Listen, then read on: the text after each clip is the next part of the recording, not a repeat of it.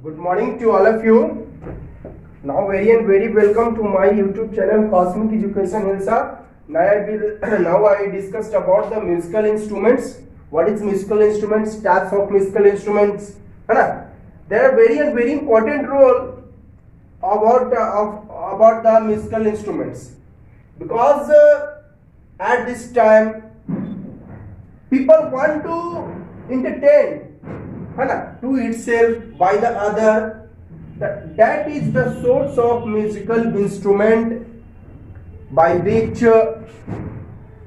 people can be enjoy to itself and by the help of other instruments. As for example, today is the best source of entertainment is mobile phone.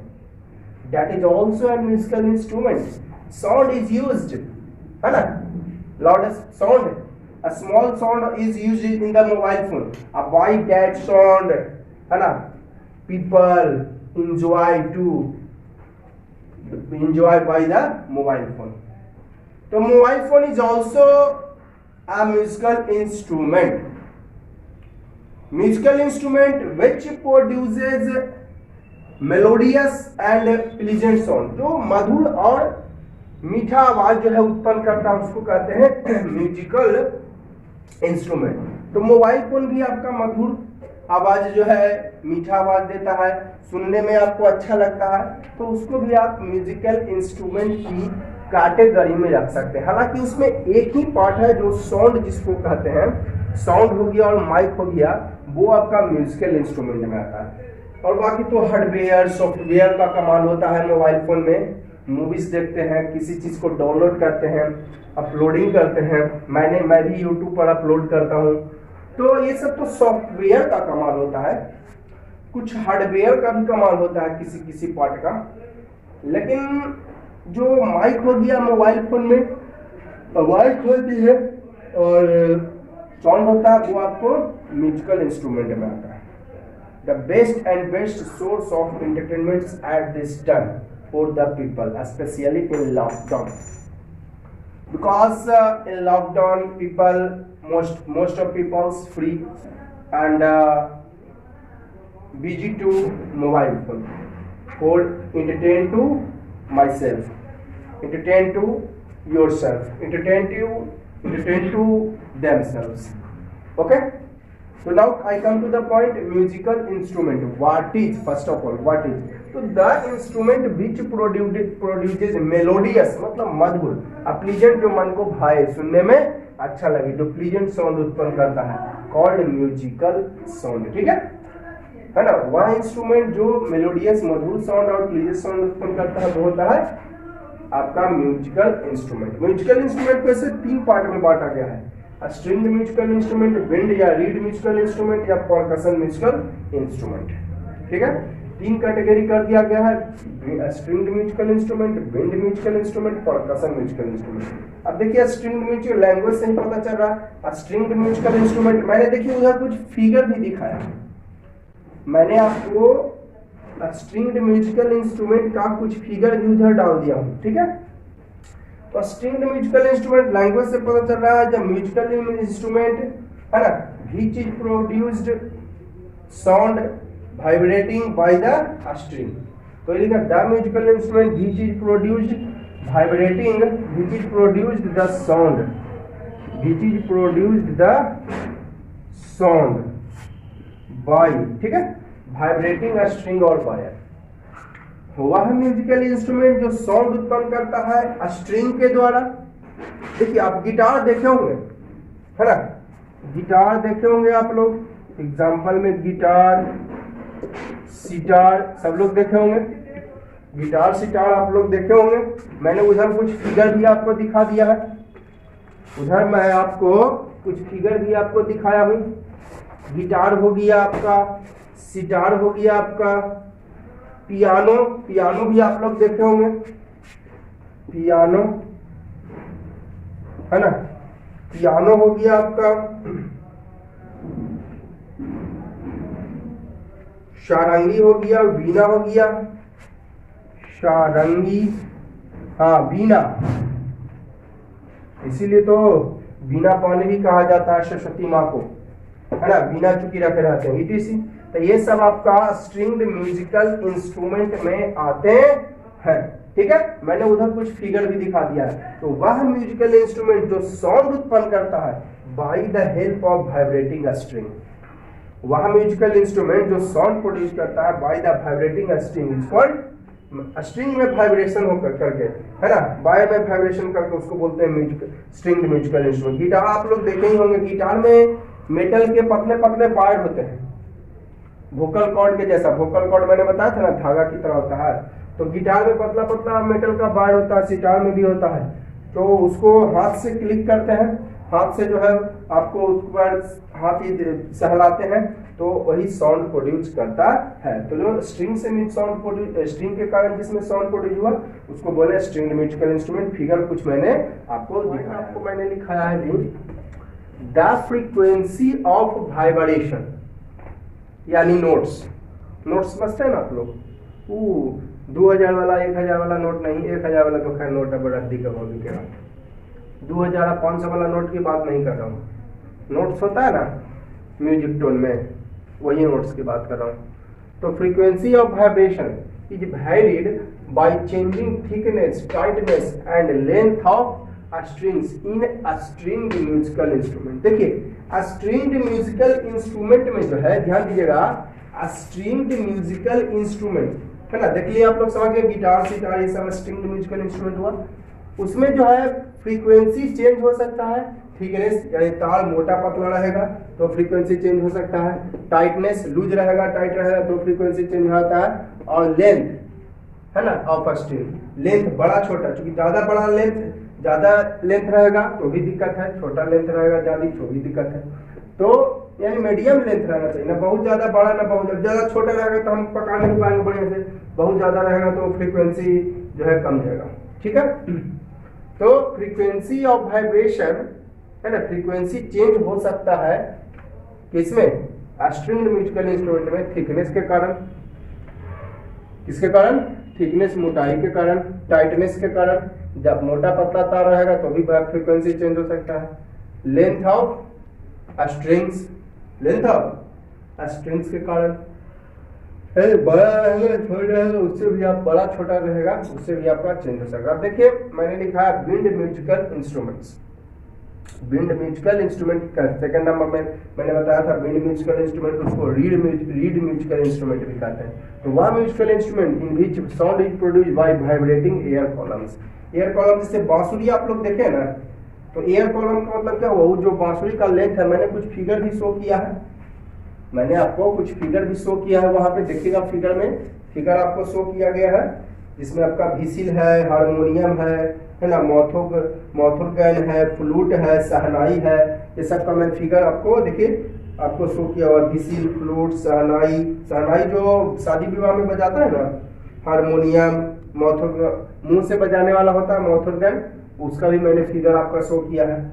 तो vibrating air column का मतलब, अंदर air column का मतलब क्या हुआ, जैसे ये देखिए आपका बांसुरी अगर मान लेता हूँ ये है, तो एयर कॉलम यानी ये वाला यहाँ से यहाँ तक का पार्ट, इसको एयर कॉलम बोले, मैंने जिसमें एयर भरा हुआ है, एयर कॉलम मतलब जिसमें एयर भरा हुआ, अगर ये बांसुरी है तो यहाँ से यहाँ तक हो गया एयर कॉलम, ठीक है, क्लियर है। तो डॉट तो नहीं हो रही होगी तो वीडियो लाइक कर दीजिए, ठीक है।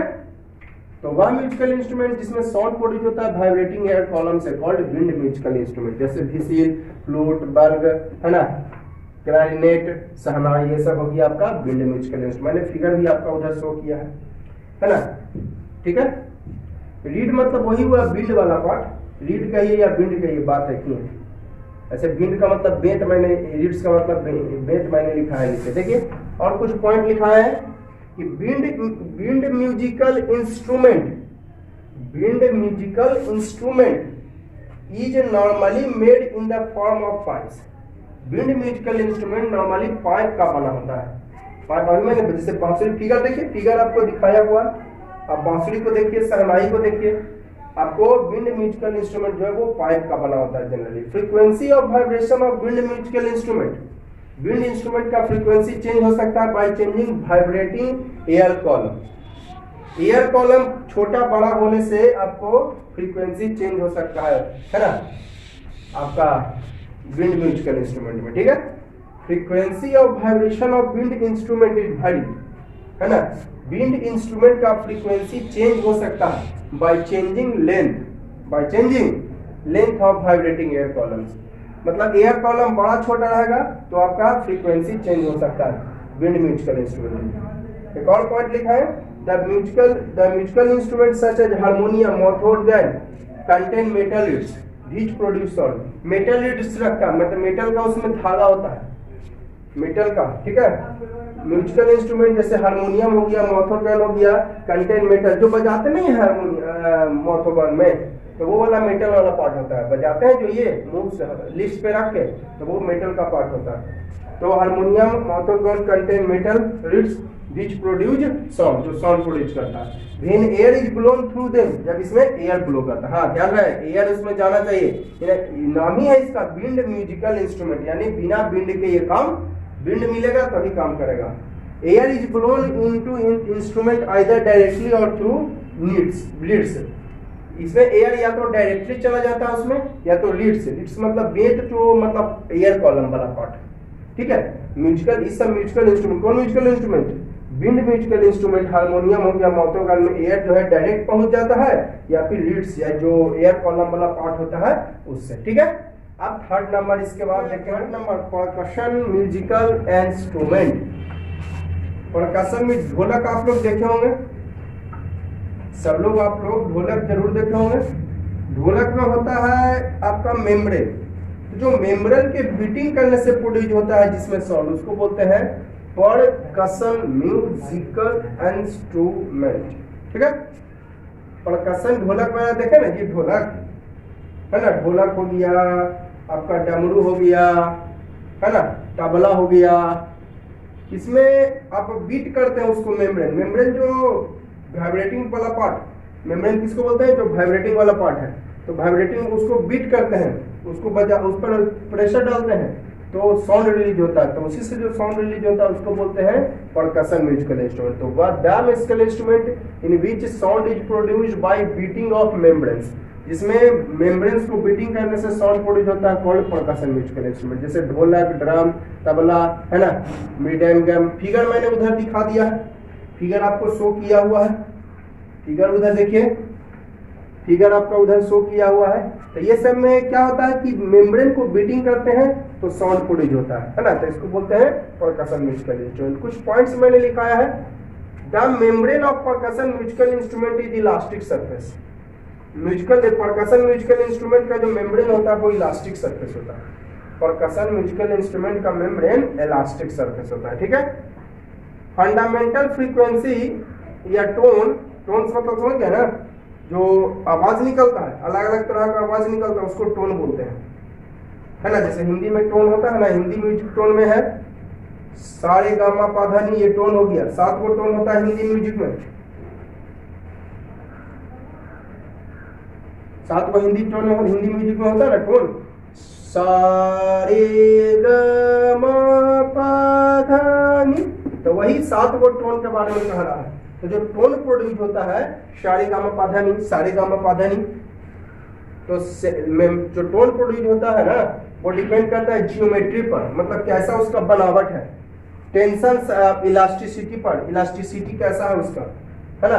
इलास्टिसिटी मतलब फिर से अपने पहले जैसा वापस आ जाना, इलास्टिसिटी का मतलब होता है फिर से वो पहले जैसा वापस आ जाता है। टेंशन सरफेस कितना टाइट है इस पर भी डिपेंड करता है क्या, फंडामेंटल फ्रीक्वेंसी या टोन। फंडामेंटल फ्रीक्वेंसी या टोन सारे गामा पाधा नी, सारे गामा पाधा नी, जो डिपेंड करता है ज्योमेट्री, किस तरह का कंस्ट्रक्शन है वो, इलास्टिसिटी वो पहले जैसा वापस आ जाता है, फिर टेंशन कितना टाइट है। Different modes of vibrations can be set bye striking the surface of vibrating in different places. अब अलग अलग मोड्स जो होता है ना, वो वाइब्रेशन का जो अलग अलग मोड होता है वो सेट होता है striking the surface on different places. जैसे बीच में बजाओगे तो किसी तरह दूसरा तरह का आवाज, साइड में बजाओगे तो दूसरे तरह का आवाज, है ना, और इधर उधर बजाओगे तो दूसरे तरह का आवाज उत्पन्न होता है। यानी वही बोला है डिफरेंट मोड्स ऑफ वाइब्रेशन, अलग अलग जो वाइब्रेशन है सेट होता है स्ट्राइकिंग द सरफेस, सरफेस को स्ट्राइक करने पर। जो अलग अलग मोड्स होता है वाइब्रेशन का वो सरफेस को स्ट्राइक करने पर सेट होता है। ऑन डिफरेंट प्लेसेस, अलग अलग जगह पर। बीच में बजाओगे तो कोई दूसरे तरह का आवाज, साइड में किसी और तरह का आवाज, और इधर उधर बजाओगे तो किसी और तरह का आवाज। ठीक है, देखिए अब एक घना वाद्य एक पॉइंट मैंने लिखा है, तो ये भी एक म्यूजिकल इंस्ट्रूमेंट है जिसमें साउंड प्रोड्यूस होता है बाय सिंपली स्ट्रक और बीटिंग। सिंपली आसानी से मतलब उसको बीट करते हैं, उससे साउंड प्रोड्यूस होता है, उसको बोलते हैं घना वाद्य। तो घना वाद्य is also an musical instrument, in which sound is produced simply struck or beaten, है ना, इसको कहते हैं घना वाद्य। जैसे आप लोग, मैं जल तरंग के बारे में आप लोगों को बताता हूँ। ठीक है, देखिए जल तरंग, पहले हालांकि देखिए मैंने फिगर आपको एक शो किया है जल तरंग का, जल तरंग का मैंने फिगर शो किया, और एक मड पॉट, मिट्टी का बर्तन का फिगर शो किया है। जैसे पहले क्या था, पहले के मूवीज वगैरह अगर आप लोग देखे होंगे, तो पहले के मूवीज वगैरह में आप देखे होंगे ध्यान से, तो पहले मिट्टी का बर्तन होता था और उसी से जो है साउंड प्रोड्यूस करते थे, है ना। जैसे आज के देश में होता है ना जी, आपको ये छठ पैरा पूजा में खाना वगैरह जिसमें मिट्टी के बर्तन में बनाते हैं, है ना, खड़ा टाइप का, तो उस तरह से उसको बजाते थे और साउंड प्रोड्यूस होता था, और उसी से म्यूजिक का वो आनंद लेते थे। पहले के मूवीज में ऐसा दिखाया जाता था। पहले का मूवीज अगर आप लोग नहीं देखे हैं तो अगर कभी मौका मिले या इंटरनेट पर आप सर्च करके आप देख सकते हैं। तो पहले मिट्टी का बर्तन होता था, उसी से साउंड प्रोड्यूस होता था। देखिए जल तरंग देखिए मैंने फिगर वहां शो कर दिया है। जल तरंग में देखिए बीच में सबसे बड़ा कटोरी, फिर धीरे धीरे छोटा, लेफ्ट में भी और राइट में भी 7 को टोटल है कटोरी, बीच में सबसे बड़ा कटोरी है, फिर धीरे धीरे छोटा लेफ्ट में भी है, धीरे धीरे छोटा राइट में भी है। 2 छड़ी रखा हुआ है बजाने के लिए। जैसे आज के डेट में ऑर्केस्ट्रा चलता है, ऑर्केस्ट्रा में नहीं देखते थे बीच में सबसे बड़ा ड्रम होता है, ड्रम होता था 5 को, जब भी ड्रम होगा तो ऑड होगा, या तो 5 ड्रम होंगे 7 ड्रम होंगे, है ना, क्योंकि बीच में सबसे बड़ा रहेगा और इधर 4 को छोटा और इधर 4 को धीरे धीरे छोटा होता जाएगा, दोनों तरफ 4 को रहेगा। अगर बीच में 7 को है तो बीच में सबसे बड़ा वाला रहेगा, अब इधर 3 को और इधर 3 को, है ना, ताकि बजाने में सुविधा हो दोनों तरफ। सेमी सर्कुलर में वो अरेंज रहेगा। कैसे अरेंज रहेगा? सेमी सर्कल में। जैसे देखिए आपको जल तरंग का फिगर जो दिखाया है उसमें सेमी सर्कल में अरेंज है ना। जल तरंग का फिगर आपको व्हाइट बोर्ड पे दिख रहा है ना, व्हाइट बोर्ड पे जल तरंग का फिगर आप लोग को दिख रहा होगा। व्हाइट बोर्ड के फिगर देखिए उसमें आपको सेमी सर्कल में अरेंज किया हुआ है, बीच में सबसे बड़ा, फिर छोटा, दोनों तरफ छोटा, दोनों तरफ छोटा होते जा रहा है। ठीक है, तो ये जल तरंग है। अब आज की डेट में यही जल तरंग को मॉडर्न तरीके में बना दिया गया है ड्रम। जल तरंग को ही मॉडर्न तरीके में ड्रम बना दिया, बीच में सबसे बड़ा, फिर दोनों तरफ छोटा होते जाएगा। ठीक है, इससे साउंड प्रोड्यूस होता है। इसको हम लोग जल तरंग कहते हैं। आप घर पे भी बना सकते हैं। चाइना बॉल्स कटोरी ले लीजिए, है ना, कटोरी है अगर आपके पास है तो बड़ा कटोरी बीच में रख दीजिए, फिर धीरे धीरे छोटा, फिर दोनों तरफ दो। अगर 5 बॉक्स से बनाना चाहते हैं तो बीच में सबसे बड़ा, फिर दो को लेफ्ट साइड और 2 को राइट साइड रख दिया, सेमी सर्कल में अरेंज कीजिए, आपका बन गया जल तरंग। बीच में बजाइएगा, ज्यादा आवाज करेगा, साइड वाला थोड़ा सा कम आवाज करेगा। ठीक है, तो ये जल तरंग के बारे में आप लोग देखिए, फिगर मैंने आपको शो कर दिया। तो घना वाद्य भी आप लोग समझ गए। अब मड पॉट का भी मैंने एक फिगर बनाया है बगल में, तो मड पॉट भी एक घना वाद्य है, मतलब जो सिंपली इसको स्ट्रक करते हैं साउंड प्रोड्यूस होता है, तो इसको बोलते हैं घना वाद्य। ठीक है।